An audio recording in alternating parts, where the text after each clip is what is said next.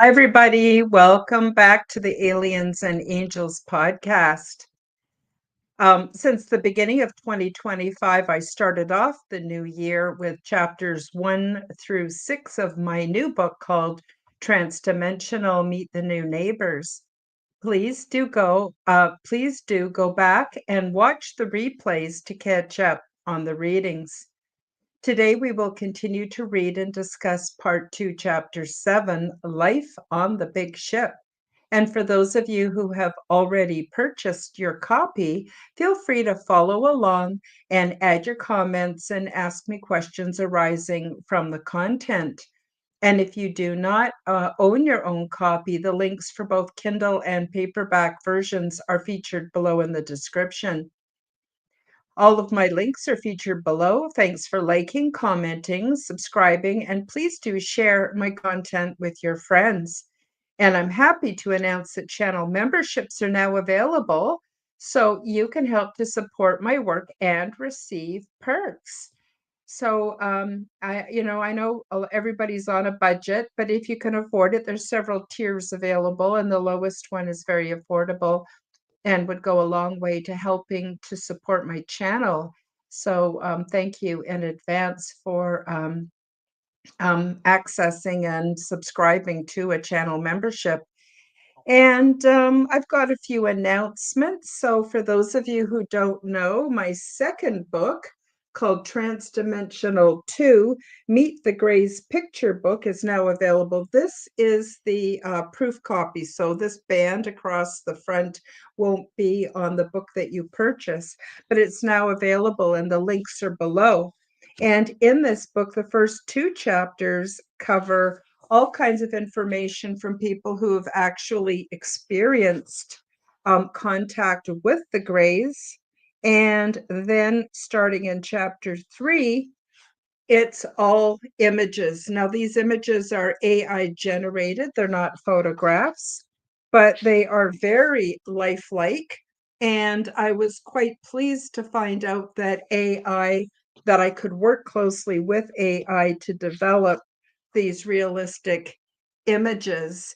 And the purpose of this book is not to present myself as an expert on the subject. The purpose of my book is to let people get an idea of what humanoid beings that look different than us might look like, so that when the contact has gotten to the point where it's no longer under debate. Obviously, they're here, they're showing themselves, they're being represented here in society, which we're very, very close to.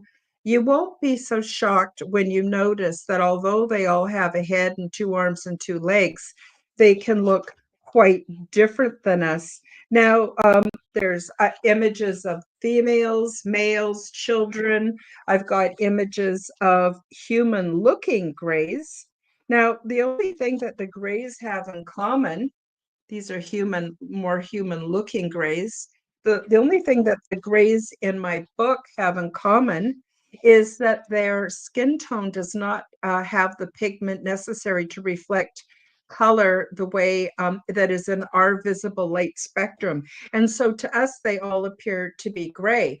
But actually, if we had the ability to pick up on a broader spectrum of the color spectrum, we would see that they actually do contain various colors. Some might be shades of orange or more purple or blue, depending on what we're able to see and to pick up.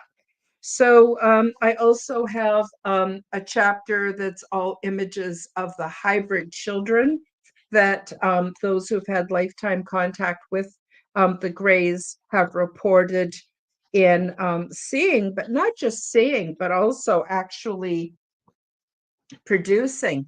Many people who've had ongoing contact with the Greys have actually been part of the hybrid program and produced their own offspring, as in the case of Dolly Saffron. So I thought that was quite interesting. So again, the purpose of this book is to get you used to seeing humanoids who look a little different than us and may or may not have skin tone that we're able to detect, but that doesn't mean that there's anything off about them. Everybody in my book has had positive experiences. Now, when their experiences first happened, they were frightened, as anybody would, because knowledge of these beings is not basically is part of what we would call forbidden knowledge. It's not been allowed to be in mainstream society, so we have not had exposure to it before. But that doesn't mean that these beings are nefarious in any way. Actually, evidence indicates that they are rooting for us as a race, the human race, and they look forward to us elevating ourselves so that we can be in more full contact with them. We've got our first guest showed up in the live chat is Tony Ann. Hi, Tony Ann. Nice to see you. Thank you for joining us today. So today we're going to get into my book, Transdimensional, Meet the New Neighbors. And we're already up to chapter 7. And we're going to talk about life aboard the big ship. What's that like? What was that like for me? And so I'm going to start reading on page 100. Excuse me. If you've got your book, please do open up and follow along. If you don't yet have your own book, again, the links are in the description for both books. Oh yeah, I have one more announcement I forgot to tell you, is there are images in both of my books, and they're in grayscale when you buy the book. So the images are pretty clear, but I want you to know that if you go to my website and you go under the shop tab, there is a category called inspired images. The link to that is also below in the description. And you can actually download your own PDF copy that contains full size, full color images that are found in my books, but are found only in grayscale in my books. So some people want to have the color, full size color images, and you can collect them and buy them from my shop. They're very, very reasonably priced, only a few dollars. And so if you are interested, that those are also available. So, sorry, I got an itchy nose.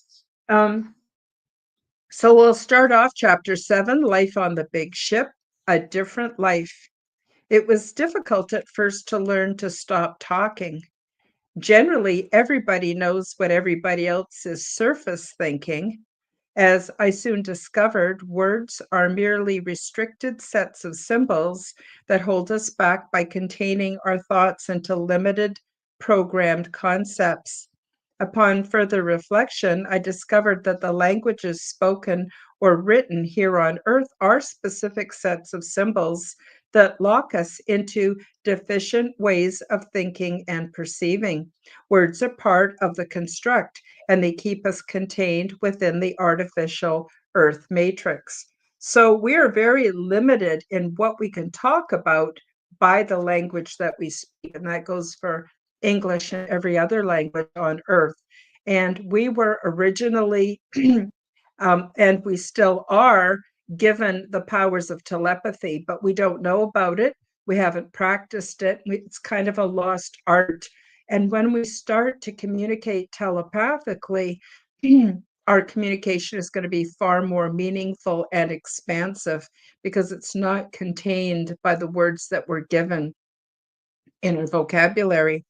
Speaking not only gets in the way of effective communication, but it also takes away from the peacefulness of the environment. Some beings are offended by the way we speak with mouth movements, the showing of the teeth, saliva production, etc.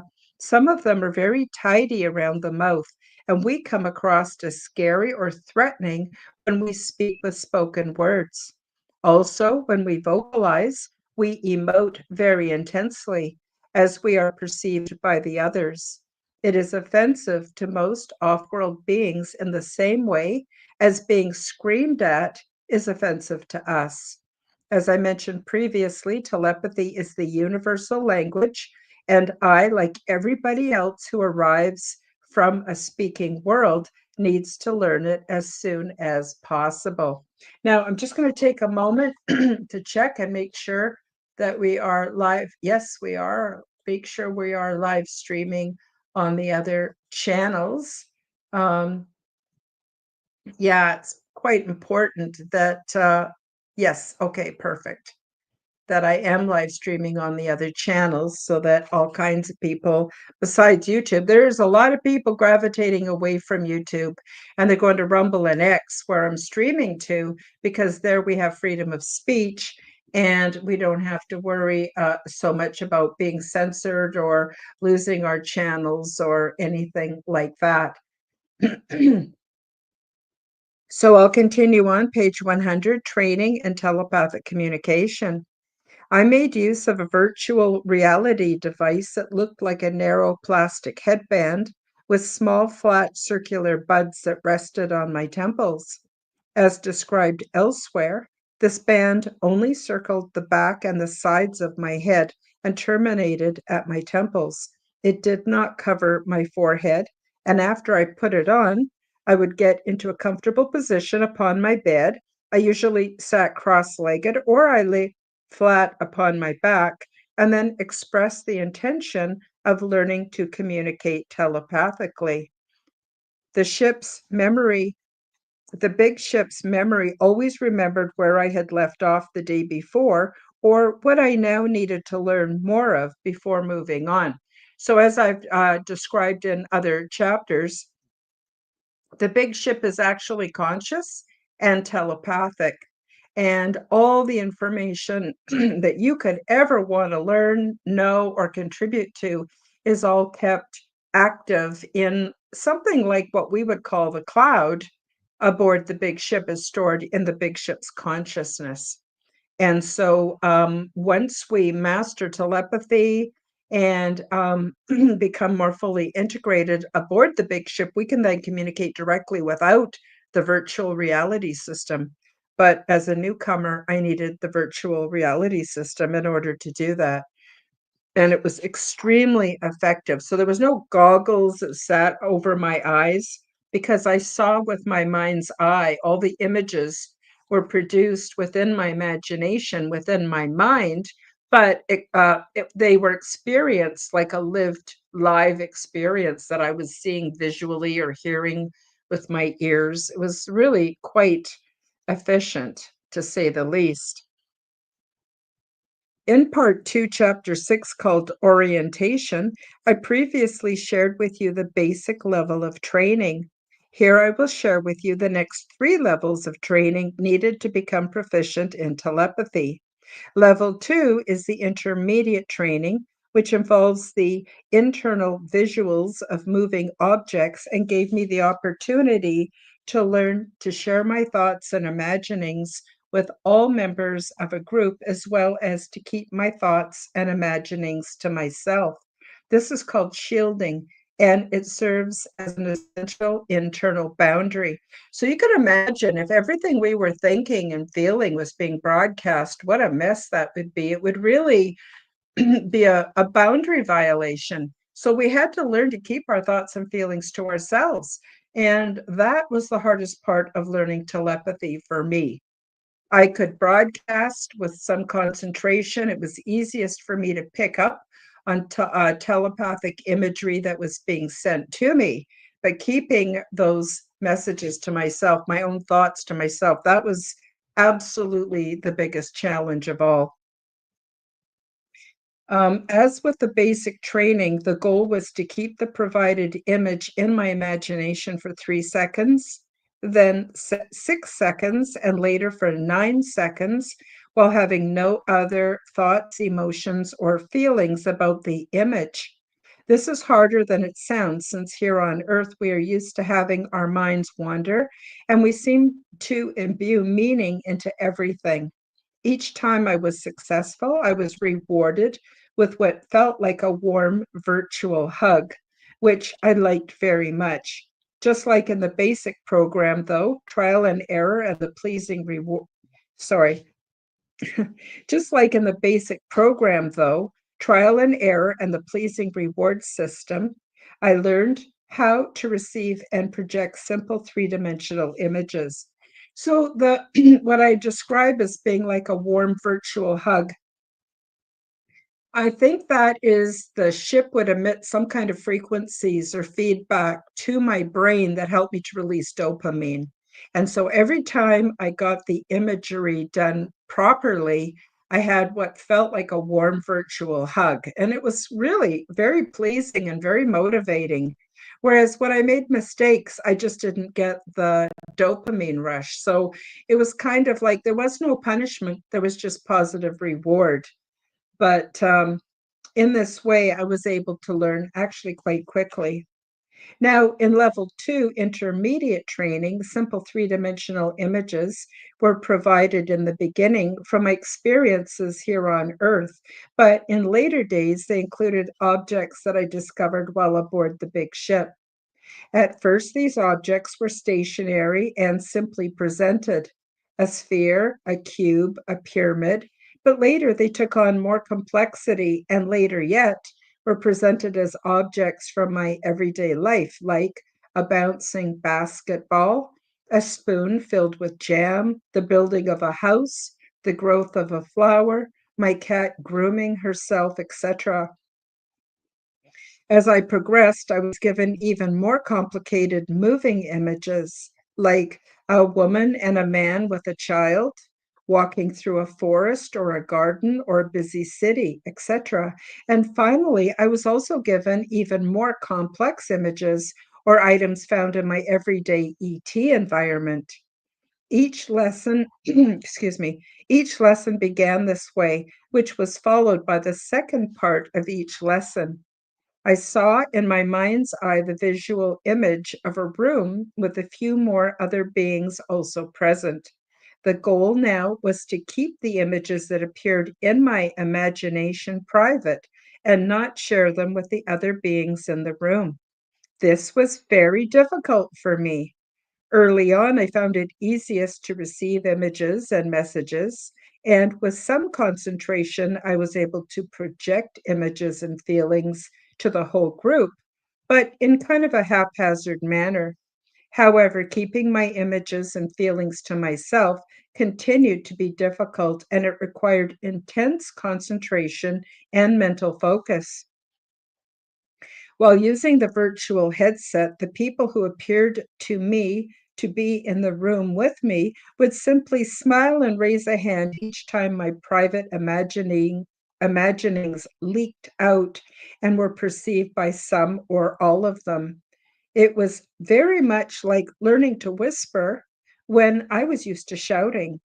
I thought I would never catch on, but slowly, sometime during the 4 levels of training in telepathy, I got better at keeping my psychic voice down. And this enabled me to form the internal boundary called shielding. Excuse me, I got a little bit of a scratchy throat today. Level three is the advanced level where the internal visuals are of several moving complex objects to form concepts and the learning to share my imaginings with only a few individuals or all of the group, as well as to keep them to myself. The goal continued to be to keep the provided intricate images in my imagination for 3 seconds, then 6 seconds, and later for 9 seconds while having no other thoughts, emotions, or feelings about the images. Each time I was successful, I was rewarded with the now familiar warm virtual hug, which I enjoyed so much. Through trial and error and the pleasing reward system, I soon learned how to receive and project complex images, concepts, and messages. For instance, like how to sow and care for a plant while watching for common issues that might hinder its growth, or how to participate in and follow the rules for a recreational activity. Now, before I go on, I want to mention to you that you all can practice telepathy with each other. So, what I would recommend is that you sit sort of comfortably facing each other and you can be in the same room or a different room. It doesn't matter. There is no time or space when we're using telepathy. And try projecting images to each other, taking turns. And in the beginning, you want to project like a circle, a square, or a triangle, very simply, without having any thoughts about it or any emotional content, just the images, and see if the other person can interpret them or pick them up. And once they're able to pick them up, then you move on in complexity. So then you would move on to a sphere, a cube, or a pyramid. And once you're able to pretty much always pick up that from each other, you can then move on to more complex things. And of course, it will probably take longer. Um, in three-dimensional time and space for us to really get good at it. But if you start practicing and practice with your children, make kind of a game out of it, you'll start to strengthen your own telepathic abilities while here on Earth and also your intuition. So I actually recommend that you follow the instructions in this book as best you can and practice with each other. So the goal now was to keep the images that appeared in my imagination private and to not share them with the other beings in the virtual room. This continued to be a challenge, but I was able to project images and feelings to the whole group or to only a few. So I was learning to telepathically whisper after all. I was getting much better at keeping my psychic voice down, and this enabled me to become even more proficient at shielding. Shielding is also really important for us to practice, even within our own minds and our own bodies. There are many kinds of thoughts that do not benefit us, and we can shield those ourselves. It's not that you want to be in denial about the things that you need to think about, but it's more that you want to shield from yourself and imagery and messages that don't serve a good purpose in your life. You don't need them. Start replacing them with positive imagery and positive affirmations. And I think that is quite important. There's quite a bit about how to do that on the internet online now. So, level 4 is mastery, where the internal visuals are of many moving complex objects to form even more complicated concepts, the application of appropriate emotional content, and the learning to share my imaginings with only a few individuals or all of the group, as well as to keep my thoughts and imaginings private. An example of one of these lessons included a social situation which required specific emotional content that I was not used to expressing. And another scenario required me to withhold my emotions altogether during what I perceived to be an emotionally triggering event. It is a lot of work, but when introduced one step at a time and with consistent effort, the payoff is amazing and even exhilarating. Of course, this daily practice gave me much confidence, and I was soon able to participate in many new social activities that I longed for. I was now able to train for a career and was eligible to participate in the pre settlement program. So if you find yourselves aboard the big ship or any big city ship, you will need to become proficient at telepathy before you can actually be assigned duties and have basically free roam and be around everybody. It's really critical. And I think it's really important. And it would sure solve a lot of problems here on Earth. We wouldn't have the language barriers anymore. So, as another bonus, I was able to make other beings feel more comfortable, and my social network and personal community grew and grew. So, before I go on to work and career, I'm wondering if anyone has any questions about telepathy. Please post them in the live chat, and I would be happy to address those issues. So while I'm waiting, I guess I will continue. Page 103, work and career. There is a spirit of cooperation and sharing which permeates the social and work environments. As I mentioned previously, recreational trade goes on very much amongst most beings as a social custom. But nobody actually needs anything because there is an abundance of everything we might need or desire. There is no shortage, and so on a social level, beings are generous and eager to please. By nature, they are unselfish and very non competitive. This is abundantly clear within the training programs and the workforce.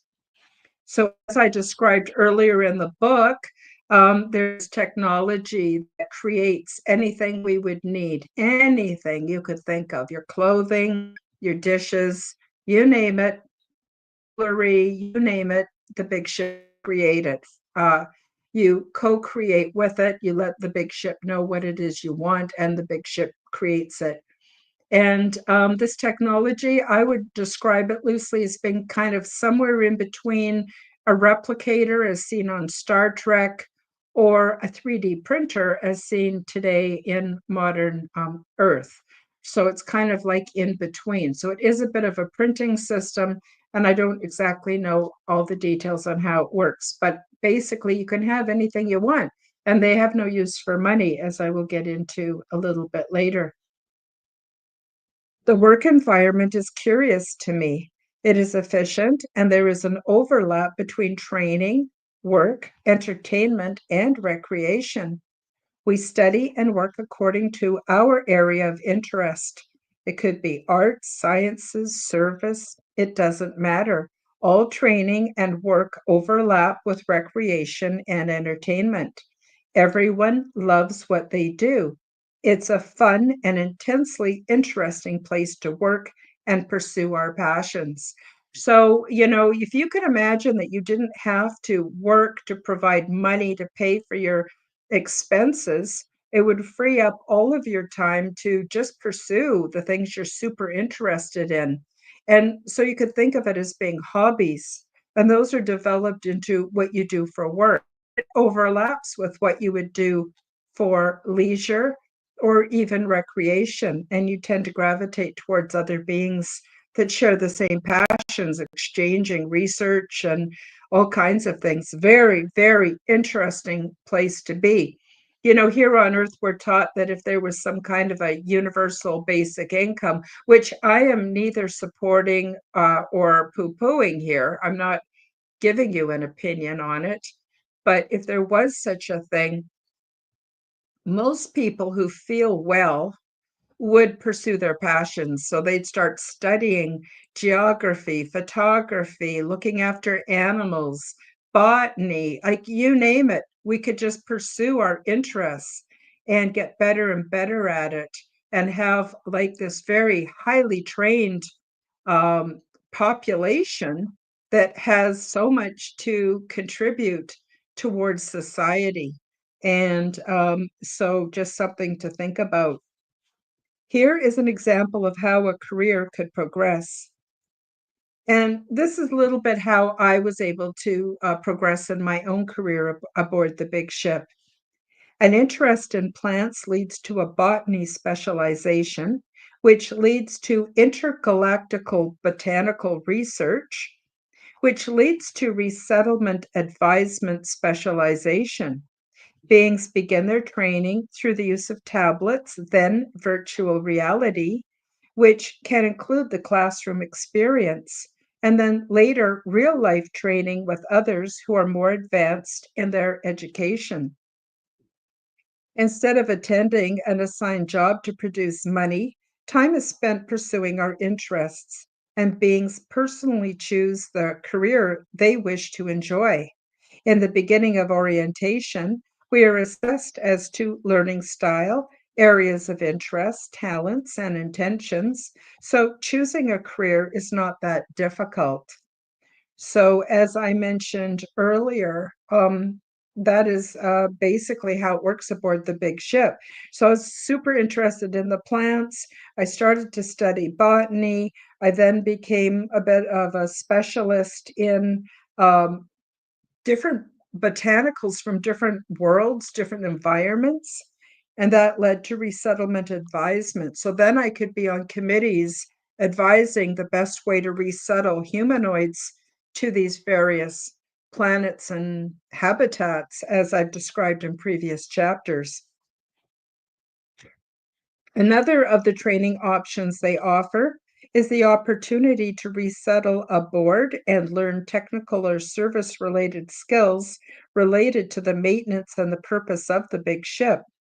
This usually includes extensive training and support services to assist residents and visitors with their various needs. My buddy was one of the many beings who were born on the big ship, and most live their whole lives there, never resettling on any planets.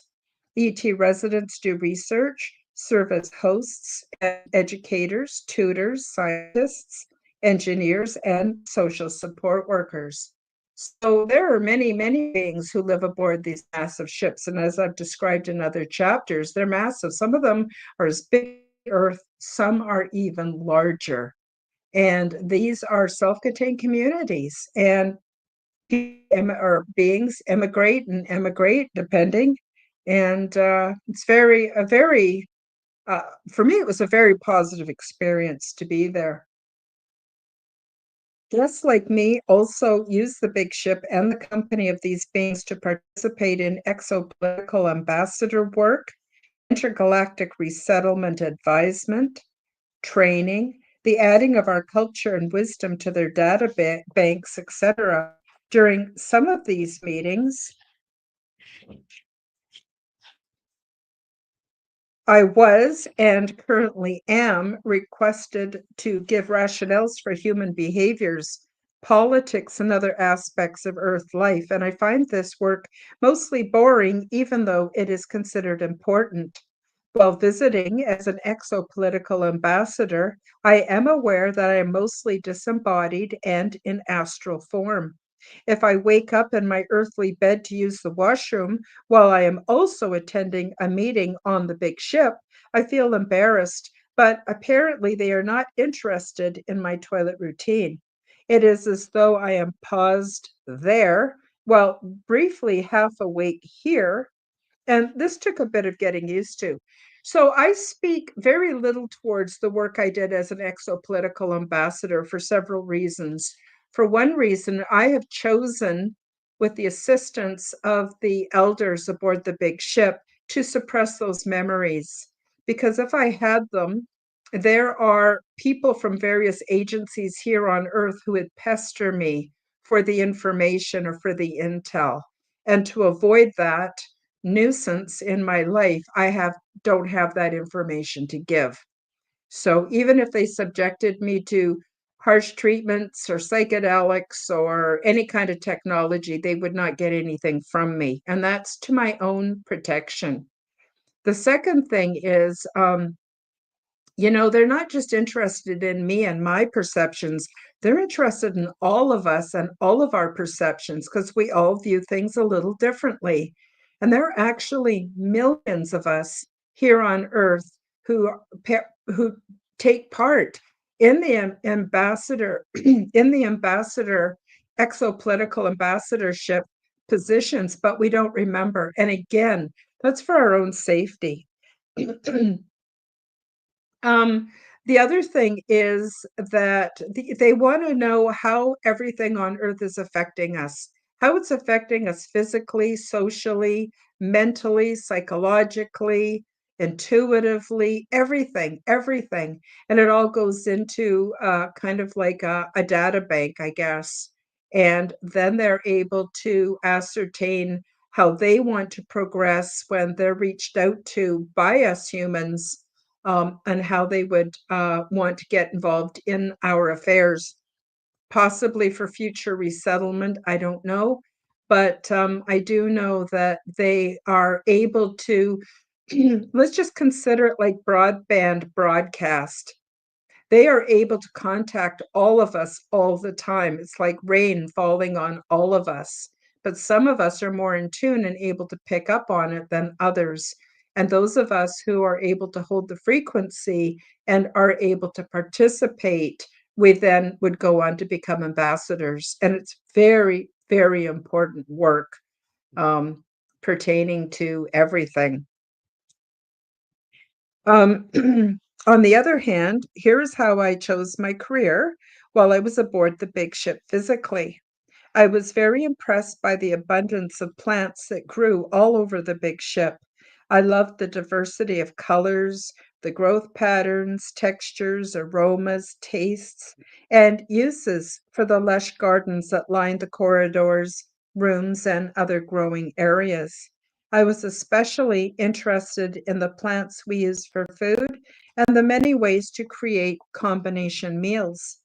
I had tried being vegan on Earth, but found that I have sensitivities to various anti nutrients and chemicals like pesticides and preservatives, and the vegan lifestyle caused me much digestive distress. But here on the big ship, everything agreed with me, at least the ones or the foods with the flavors that were pleasing to my senses.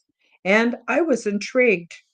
I began investigating various food items that appealed to me to find out how this vegan way of eating was different from what I had tried on Earth.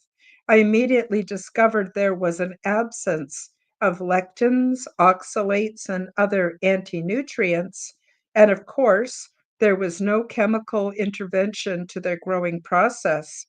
Everything was natural or genetically engineered through breeding selection to become innocuous. This explained a lot, and it was apparent that ET digestion and physiology is very similar to that of humans. Later, I began more in depth research into the biology of the many plants, and soon I was using the virtual headset to have more of a classroom experience with a structured learning environment. Oh, hi, Leah. Nice of you to join us. So I'm just reading from my book, Chapter 7, page 104. I already covered quite a bit about telepathy and the advanced training in telepathy and ways that we here on Earth can actually practice telepathy with our loved ones. So after the show, I encourage you to go back and watch the replay. Leah says, was it tasting better than our current foods worldwide? Yes and no. Our taste buds, our mouths secrete um, juices or saliva that has specific enzymes for breaking down specific foods, like, for instance, things that taste sweet and releasing the sweet taste that our taste buds pick up. So while aboard the big ship, it actually takes a while while you're eating these plants before they're absorbed into your system, and your body knows to secrete the specific enzymes you would need to break those foods down to give you flavors that we're not used to experiencing here on Earth. So it was very interesting that it took some time for me to fully taste. And as I was taught by my extraterrestrial friends, some things tasted horrible on their own, but when combined with other plants, they formed a combination of a very pleasing flavor. And yes, Leah, that also goes for smelling. You know, it takes time. Yes, there are definitely different smells, different flavors, different textures than what we would experience here on Earth. And like I said, when I'm there biologically, it took time for my body to adjust. But then I found all kinds of new tastes and smells, and it was really a pretty interesting experience. Hi, Colleen. Colleen has joined us from Palm Springs, California. I have been to Palm Springs. It's lovely, and I bet it's nice this time of year. Maybe tad chilly, but not bad. So I'm jealous. I'm up here in central Alberta, where it has been until the last couple of days very cold. So it's been like 25 or 30 below 0 centigrade.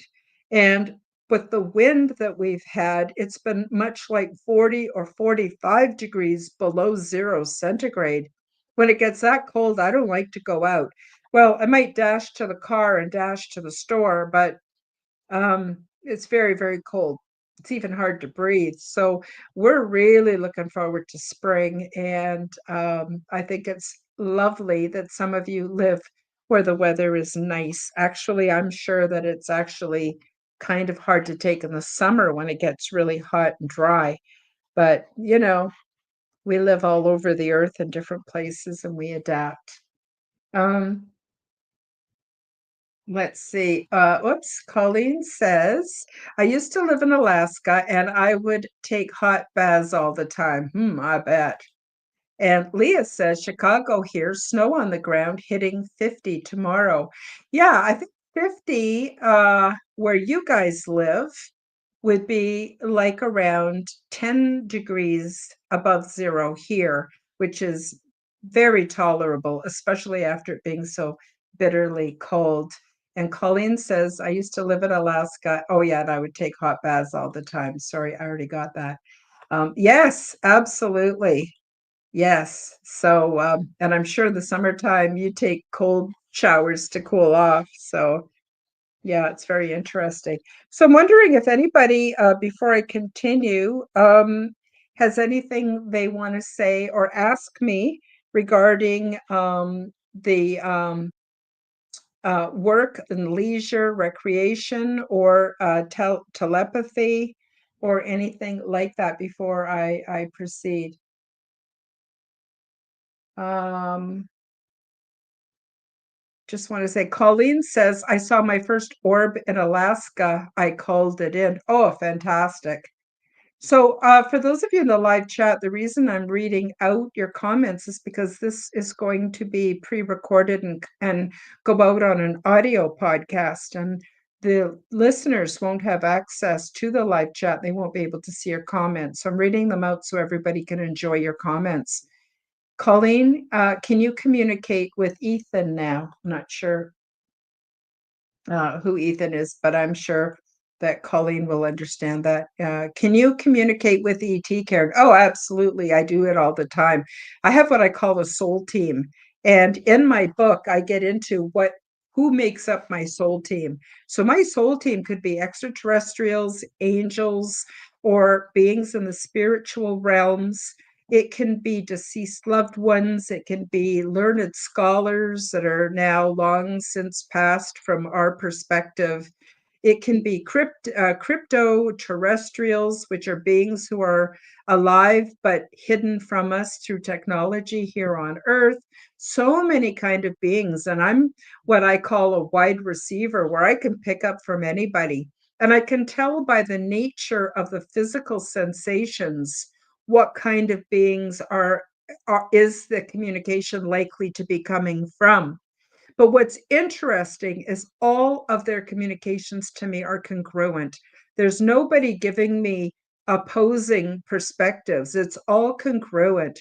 It's all to do with learning to love myself more fully, giving myself permission to be authentic and sovereign, and also gentle nudges on where to go next for what book to write or what to have on my podcast, things like that.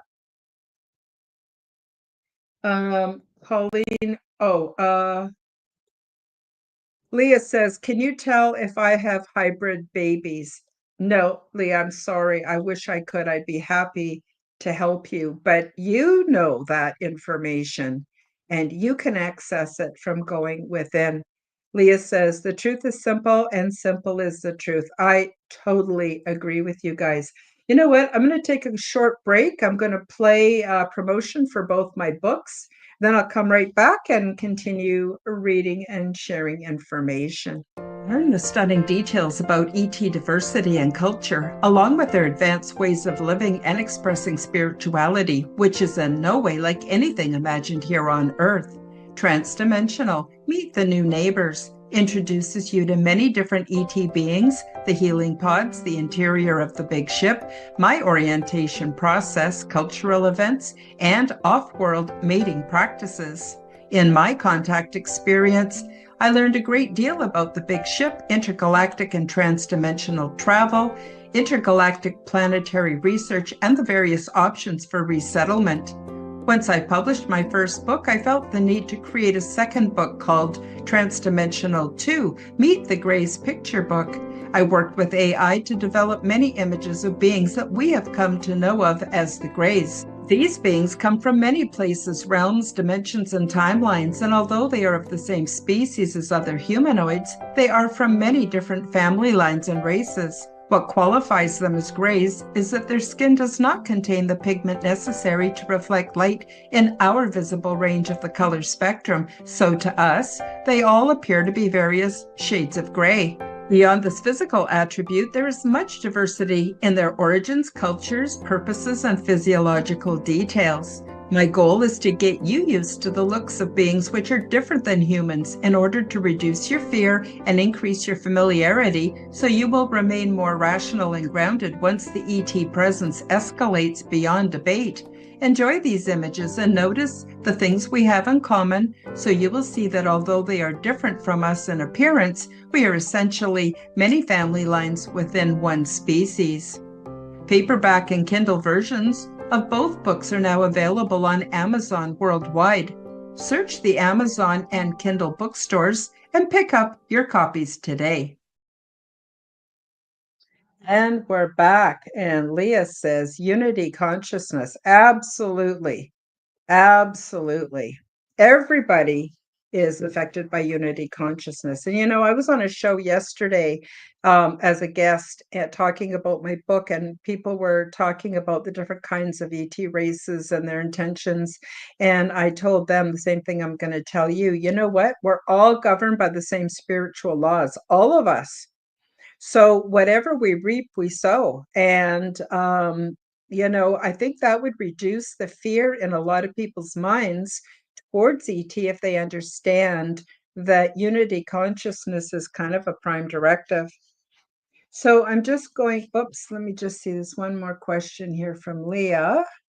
She says, Karen, may I ask you, have you ever seen yellow beings or avians? And no, I have not seen avians, but I have seen beings that are what I would consider more orange or yellow in color. Yes, I have aboard the big ship. So I'm just going to continue a bit, page 104, virtual learning. The virtual reality experience is like watching a video, but it is inside your head and it feels quite real, like a live event. There is no bulky equipment, just a narrow band that fits loosely around the sides and back of your head. While using it, you recline in a very comfortable padded chair in one of the many community rooms, or you can also recline comfortably on your bed in your private quarters. At first, I used the virtual reality system to train myself to send and receive communication telepathically, but later I used it for more advanced training in other areas of interest. Virtual reality offers the experience of nonverbal lectures, discussions, and in-depth learning, which are received by the brain as live participation. This type of learning is so very efficient and is perfectly tailored to our personal life view and educational style. Every day I spent private time doing research with tablets or virtual reality, and I absolutely loved it. Later, when we feel ready, we move on to actively working with others in the field that we have received the initial training for. The big ship is designed with areas for everything that we could possibly want to explore and experience, including the sciences, ship maintenance, health and beauty, morality and philosophy, advanced telepathic and telekinetic skills, recreation, and so much more. Hi, there's heavyweights, light fields. Moral universalism applies to all beings in our universe. Absolutely. It absolutely does, And the other thing that is well recognized in other dimensional realities is, we're taught, we're born, we come into existence, we die, and we cease to exist. And really, no other beings believe in that. They all believe that energy can neither be created or destroyed, and we will come back and experience many, many different lives. And we'll come back even as ETs, different dimensional realities, different timelines. And all that information goes to the evolution of our personal soul, well, fragment, I guess you could call it, and also the learning and benefit of the whole. So the whole universe has an ecology to it, which includes the seen and the unseen realms. And the basic principles are actually the same.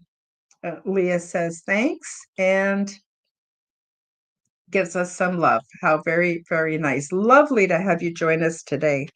So I'm just going to read on a little bit more. Recreation, play, and leisure. ET beings are different from Earth people in many ways.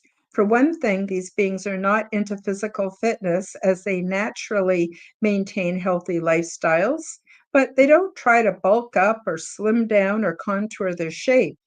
Working out for physical fitness is a weird and foreign concept. I enjoyed seeing the beauty and health they all displayed, and I was surprised to find out that they have no concept for working out exercise, diet, or for shaping their bodies beyond what comes natural to them via their genetics. Missing too was any concept of self identity, what we here on Earth would consider identity politics. So what was also missing was guilt, shame, or regret. These beings are free to simply be. Like most of them, I enjoyed going for daily long walks around my floor of the big ship, taking time to get acquainted with new friends, and I loved my ample leisure time. Nobody was stressed, in a rush, or under a schedule. In addition, not every city ship has the same culture, but the intention is pretty much the same: tolerance and compassion with love and cooperation. Like humans, these beings have a high need for play and are full of curiosity. One commonly used device I have seen used is what I call the toy maker. This device came in various sizes, was usually box shaped, had touch symbols on the sides, and contained some kind of a small internal 3D printer, which just prints to input instruction. Then, when the being is done with what they have created, they simply put it back into the top of the device and the elements are quickly recycled. I saw it produce games, puzzles, blocks, documents, and an unknown to me object that looked a bit like an abacus. So, today when you watch someone doing 3D printing, it's very slow, line by line. It reminds me of the first printers that came out with computers back in the late 80s, and they were dot matrix, and they would, if you're trying to print out an image, it was always pixelated, and it would do one row and then another row. Well, you compare that to the high speed printing that we have today. Well, the same would be for their 3D printers. So within what I called the toy maker, there's a little 3D printer, but it was super lightning fast, and also super lightning fast to recycle whatever you had it produce, and when you were done with it, you just put it in the top and it got recycled and then used to make something else. So it was really super efficient. Everything aboard the ship is super efficient. So while I'm on the subject of play, I used my tablet to design my own pajamas and day wear. The scan that was done of me during my orientation process was also available to be used to produce a holographic image of my exterior physical self, which I displayed on my tablet for testing my clothing designs. By the way, all beings that I saw wore clothes when not in the communal bath. A few beings wear what look like jumpsuits, but most are free to wear whatever they desire. I designed during my time off some comfortable, loose-fitting pajama-style clothes to wear during the awake and sleep cycles. I found these to be very comfortable, which was more important to me at the time than the notion of fashion. Yeah, that's very true for me. I like baggy, loose, if possible, natural fabrics. I like to be comfortable. To me, that's more important than the way I perceive that I look. Um, There's no judgment about how we express ourselves physically. I used a drag and drop system on my tablet to create the outfits I wanted to wear, and at the end of the day, I put my clothes into the recycling chute, and my new items were then printed and delivered to my room while I slept. Within my bedside dresser in my private room, there are trays or drawers which provide me with whatever I wanted. The desired objects were always there waiting for me when I awoke. It seemed like magic, but I'm sure there was a logical, technical explanation. My point is that you can create and have anything you desire or need, and then just recycle it when you are done. Abundance is a given. There are not a lot of rules and policies, but everything is put to good purpose. Further, while aboard the big ship, I observed various ways that beings played and experienced what we would consider to be recreation. Although not very competitive in their everyday lives, ET could show much competition and skill while playing all kinds of sports, and especially in the mental, telepathic component of any playful physical activity. It didn't matter if the sport included maneuvering an object like a ball or physical agility, there was always a competitive mental component to the game. Not being much interested in sports, I couldn't begin to tell you about all the subtle details, but the games were entertaining to watch. Even in the absence of ego, one player or grouping of players would eventually concede, and this would end the game. Due to the structure of the economy, everyone has the opportunity to join a team or could participate as a spectator in any event or as many events as desired. So I'm wondering if any of you have seen the Circus Soleil. You can see quite a few of their videos on YouTube now. And the Circus Soleil always reminds me of some of these sports that were played on board the big ship, because these beings are incredibly fit and they push themselves to incredible limits where they seem to defy gravity. Very interesting. And but there was always this mental telepathic component that we don't necessarily see in the sports and games that we play here on Earth. So that was as much a part of the competition and the playing of a game as anything physical. So I thought that was really interesting. Leah says, that sounds like heaven, literally. Yeah, it was pretty amazing. And again, the reason I'm sharing all of this with you is to show you what life could be like here on Earth. These beings are not that far ahead of us developmentally. We can live the way they live. We can even start now. There's nothing stopping us.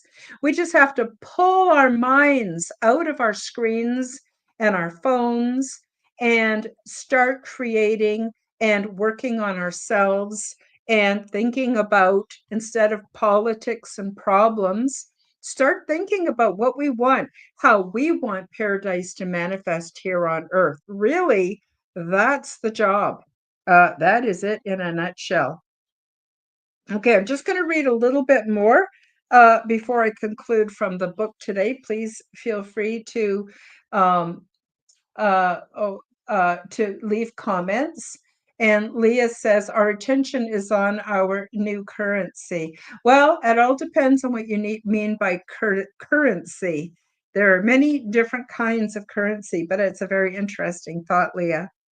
So the economy on board the big ship, they use a resource trade-based economy. There is no money and everything is provided for free. As I mentioned, there is much trade within the ship and within beings aboard other ships. Everything we want or need can be printed using technology which was similar to a replicator as seen on the Star Trek series, but it's only used for creating inanimate objects. Still, culture requires its symbols, and trade definitely brings enjoyment to many. In this way, humans are very similar to ET. For an example of trade between ships, as mentioned previously, the waste management system is biologic. and involves small critters, which I call bugs, to break the waste down before it is rebuilt into new useful fluids and items. On one occasion, we did trade with another ship whose organic waste management bug community was depleted. So we gave them some of ours to replenish their stock. Everything has a purpose, and most things on the big ship are what we would consider to be living and have life cycles and require care, like our food sources. I'm just going to read a little bit about food and dining, and then we'll call it quits for the book, and I'll take any last comments and questions you might have in the live chat. Food and dining, always a delight. I found the gardens almost everywhere, and they were well maintained, profuse, and integrated within the big ship. Everyone shares in their care by pruning areas when they become a little overgrown and by taking the time to pollinate buds and flowers to encourage growth in areas that are thinning. Some species of plants were cross-pollinated to produce vegetation meant to satisfy different preferences and nutritional requirements, but this was usually initiated and attended to in a lab. Once well established, these new plants were added to the company of the rest. Our daily routine always included walks about on the big ship, and we leisurely picked fruits, berries, leaves, flowers, or whatever parts of the plants we were drawn to and nibbled to our satisfaction. I was especially drawn to the sweet and savory berries and to one plant in particular. It had yellow leaves with large pale yellow flowering petals that had such a high fat content that they literally melted in my mouth. Adding these dairy-like petals to other foods was like seasoning them with butter. Some beings collected these petals to add to herbs and spices to create rich, spreadable delights and cheese-like bars. There were so many different plant items that interested me, and I love to experiment with food combinations. With the assistance of the big ship, I designed and created a large oval basket with several different compartments so I could keep my sweet items separated from the savory and prevent my delicate butter petals, fragile leaves, and tender stems from getting squished by the heavier items. It had a strap long enough to tuck my head and shoulder through, so it hung down to my waist, leaving my hands free to pluck and tuck everything that appealed to me. I loved the time I spent sharing meals with my friends. There were always several food preparation stations available, with many cheerful beings ready to share their spoils and culinary specialities. Once I joined a specific group, we donated the foods we had gathered to those the others had brought with them, and then we busied ourselves with various cooking and chilling elements. My friends always enjoyed showing me new ways to combine and prepare the delicious provisions, although some I enjoyed more than others. As I have mentioned earlier, all of the edible plants grew in the hydroponic system, and their irrigation nutrient system was a continuation of the overall fluid system of the big ship. The recycling system and all manner of waste is broken down to its smallest elements. Fresh water is filtered out to supply the sinks, showers, and thirst quenching stations. But there is another more viscous fluid which is extracted and sent first to the communal baths, and then it is circulated via the hydroponic system to nourish the plants. All other waste supplied the solid materials for the printers, and nothing was wasted. Life on the big ship is easy to adapt to because it all makes sense and has good purpose. Even our daily routines are comfortable and enjoyable. So we'll break it off there and talk about my daily routines and some other really cool stuff that happened aboard the big ship. We'll talk about that next week. I wanted to tell you that, yeah, there was a lot of variety in what I ate. So for instance, I mentioned the butter petals that were very creamy. Well, there were other plants that had some kind of like sap that was very neutral and became thick when it was whipped. And I love to combine berries that were sweet or even savory, and this fluid, like sap-like fluid, and the butter petals, and it made like a really delicious kind of a pudding or yogurty type of dessert that was really, really good. Sometimes I would just eat that for a meal. Everything was super delicious. So I'm just wondering if there's any last minute comments from anybody before we end the show today. I want to thank everybody for joining us. If you're here in the live chat, it's been delightful to see you and talk to you and share your comments. If you're watching the replay, thank you so much for joining us.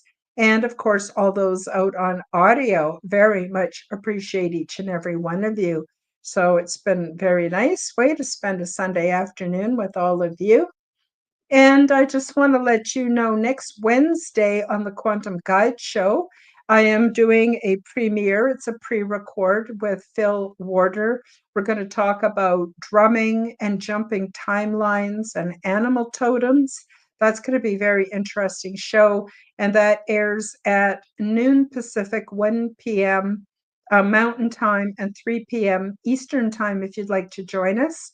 And then next week we'll continue on with Life on the Big Ship, and I'm going to talk to you about some really cool stuff, like a concert that I went to. What was that like? That was incredible and super intense. I'm also going to talk about the joining of the big ships. So when other city ships would come and join up with the big ship, we'd have all kinds of festivals and things, and more about the trade, the kind of trade that went on between us, and all kinds of other really interesting things. So I guess that is it for today. Again, I want to thank everybody for joining us, and we'll see you on Wednesday if you could make it for the Quantum Guide Show. Otherwise, we'll see you next Sunday for another installment from my book, Transdimensional, Meet the New Neighbors. The links are all below. Please do pick up your copy. I think you'd really benefit. There's so much more to this book than just what happened to me aboard the big ship. It's got all kinds of spiritual information that will help you on your journey, regardless of what journey you happen to be on at this time. It's a very, very good book to have in your library, very good resource. And of course, it would make a super good gift if you wanted to give a copy to anyone else. And again, all of the images are available on my website under Inspired Images. The link to that can also be found below. And I even sell signed copies of my book if you'd like a signed copy, and the link for that is also below.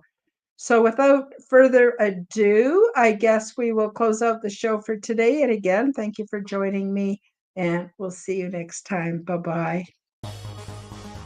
Thank you for joining me for the Aliens and Angels podcast.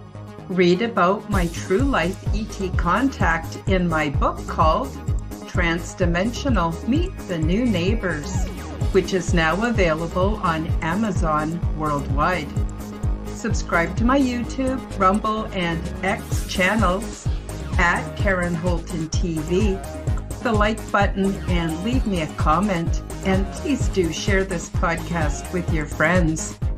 Check out my website at www.karenholtonhealthcoach.com to see my free resources and amazing products and services. All of the links will be in the description below. As part of the Forbidden Knowledge Network, you'll also find the Quantum Guide Show with Karen Holton on all audio platforms. Until next time, keep up the good work.